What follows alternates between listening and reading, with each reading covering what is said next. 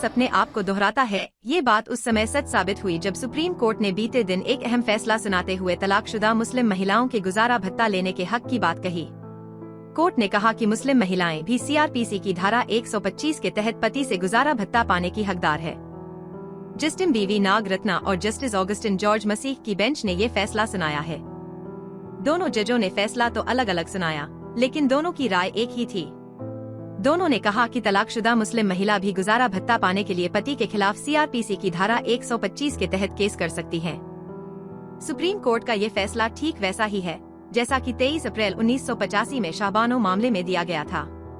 Shah Bano case में supreme court ने मुस्लिम personal law के नियमों को पलटकर शाहबानो को उसके पति को सारी उम्र गुजारा भत्ता देने का आदेश दिया था।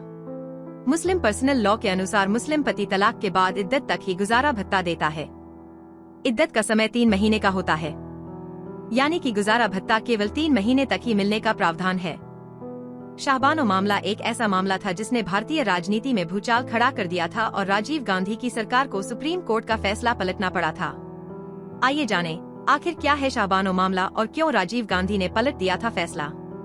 दरअसल 1985 में इंदौर की एक तलाकशुदा मुस्लिम महिला शाहबानो ने गुजारा भत्ता हासिल करने के लिए सुप्रीम कोर्ट का दरवाजा खटखटाया था। सुप्रीम कोर्ट ने शाहबानो के पक्ष में फैसला सुनाते हुए उनके पति मोहम्मद अहमद खान को सीआरपीसी की धारा 125 के तहत गुजारा भत्ता देने का आदेश दिया। मुस्लिम समुदाय में इस फैसले का विरोध शुरू हो गया। राजीव गांधी सरकार मुस्लिम कट्टरपंथियों के विरोध के आगे झुक गई और सुप्रीम कोर्ट के फैसले को निष्प्रभावी बनाने के लिए मुस्लिम महिला कानून 1986 लेकर आई और वोट बैंक की राजनीति के चलते कोर्ट के फैसले को पलट दिया। 1986 के कानून के अनुसार मुस्लिम महिला को गुजारा भत्ता इद्दत के दौरान ही मिलना तय हुआ। उसके बाद उसका पालन पोषण उसका नजदीकी रिश्तेदार करेगा। महिला कोर्ट की बजाय वक्फ बोर्ड ही जा सकेगी।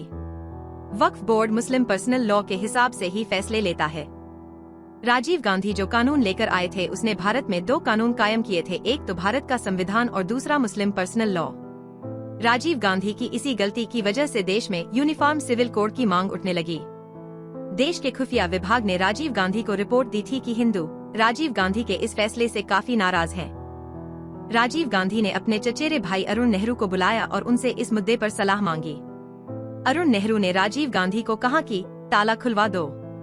हिंदू समाज को खुश करने के लिए राजीव गांधी ने बाबरी मस्जिद के दरवाजे खुलवा कर वहां रामलला की पूजा की इजाजत दे दी थी। देश की आजादी के बाद 1949 में बाबरी मस्जिद में हिंदू संगठनों द्वारा राम मूर्ति स्थापित करने के बाद बाबरी मस्जिद के दरवाजे जवाहरलाल नेहरू ने बंद करवा दिए थे। राजीव गांधी ने 1949 से दबा राम मंदिर और बाबरी मस्जिद के विवाद का मुद्दा जीवित कर दिया था। इस तरह शाहबानो केस ने भारतीय राजनीति की दिशा को पूरी तरह से बदल दिया था। सुप्रीम कोर्ट ने अपने फैसले में 1986 के कानून की व्याख्या इस तरह से की जिससे कि अधिनियम में लागू की गई रोक एक तरह से अप्रभावी हो गई। अपने फैसले में कोर्ट ने कहा कि महिलाओं के अधिकार इद्दत की अवधि के आगे भी रहते हैं। कोर्ट के इस फैसले ने सुनिश्चित किया कि मुस्लिम महिलाओं को गरिमा के साथ अपना जीवन जीने के लिए उचित मदद मिले। उम्मीद है कि आपको वीडियो पसंद आया होगा। चैनल को लाइक और सब्सक्राइब अवश्य करें।